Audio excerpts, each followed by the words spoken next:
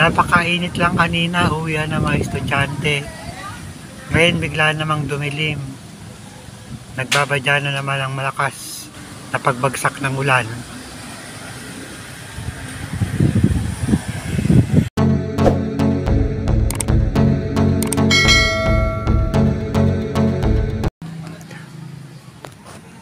Welcome to my vlog. Uwian na ng mga estudyante. Yung iba kasi malalapit lang ang bahay, kaya naglalakad lang. Yung mga medyo malalayo, may mga service na mga motor.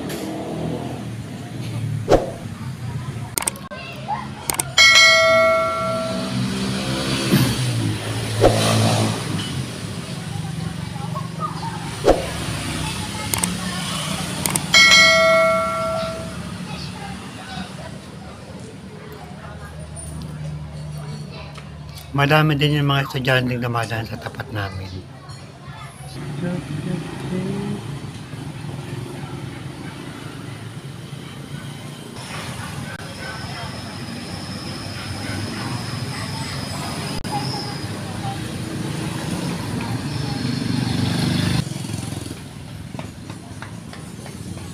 Yung mga estudyanteng naglalakad, mga taga-ibang barangay.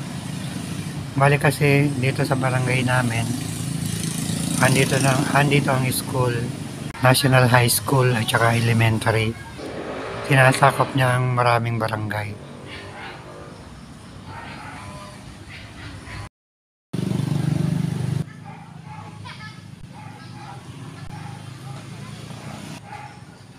More than 1,000 din ang mga high school student dito sa amin.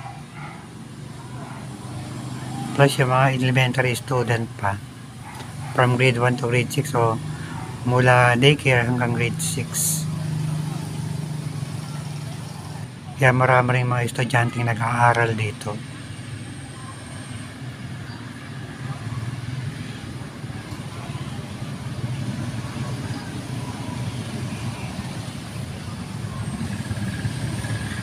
Yung iba, mga naglalakad palabas ng highway.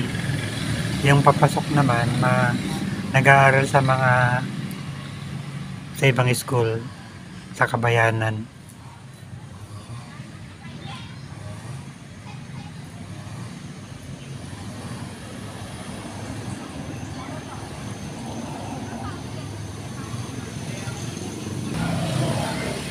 Nag-iwan sila ng service dito sa amin. Service ng mga estudyante.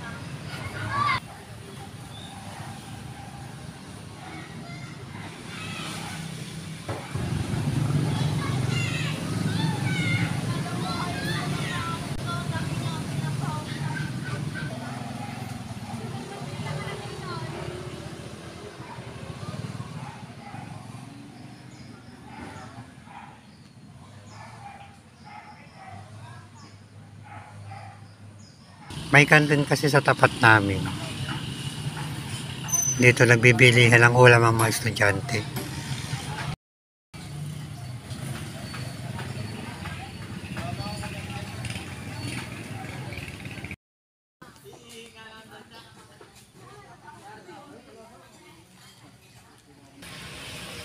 Wala pa namang masyadong ganap sa bukid, kaya dito muna tayo sa bahay. Marami tayong mga paperworks ngayon dahil nasira yung computer ng barangay.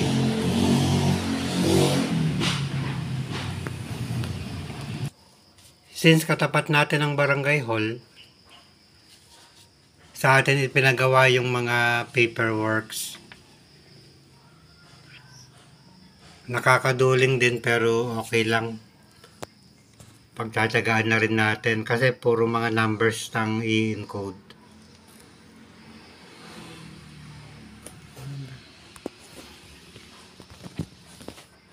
Meron din akong form ng senior citizen. Kasi yung mga ibang form na nakukuha ng mga senior, malabo ang pagkaka-xerox. Kaya binigyan din nila ako ng kopya para pag kailangan nila, dito rin sa akin sila nagpapaserox na. Meron din akong ibang forms ng BHW. Dahil minsan pag nagpapaserox sila sa akin, nag-iiwan sila lang isang kopya. Para kapag ka may magpapaserox na lukot-lukot yung papel, ito yung ginagamit ko. Tapos yung mga ibang barangay din sa akin nagpapaserox ng mga module ng mga 4-piece. Minsan nagseserox ako ng extra para yung mga nagkukulang ng form, dito na lang sa akin kumukuha. Dito sa akin sila na nagpapaserox. May school ng daycare din doon. Dito rin sa akin nagpa-print ng mga ganito. Child information sheet ng bawat estudyante. Marami-rami rin itong ipiprint ko na ito mamaya.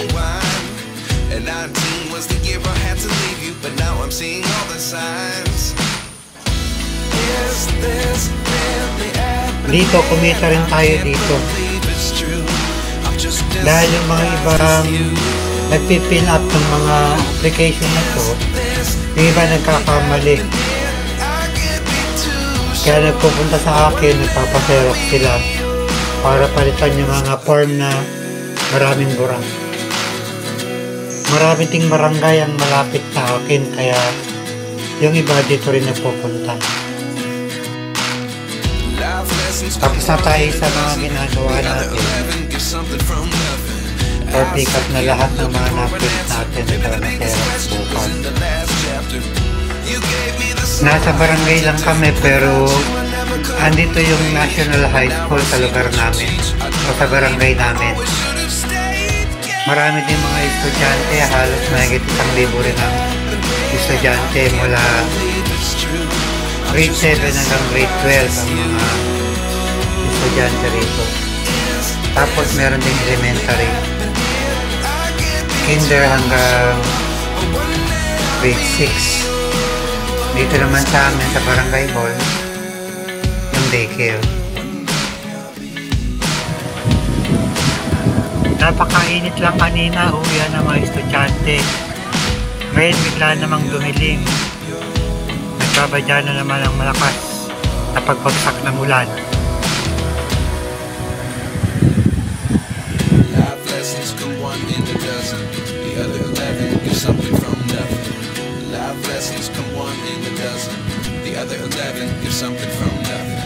Life lessons come one in a dozen. The other 11 give something from nothing.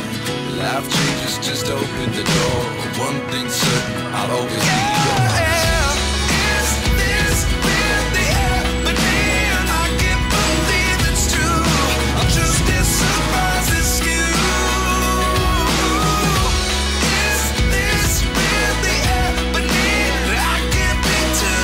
Na guys, ang mukha hindi pa natapos na lang.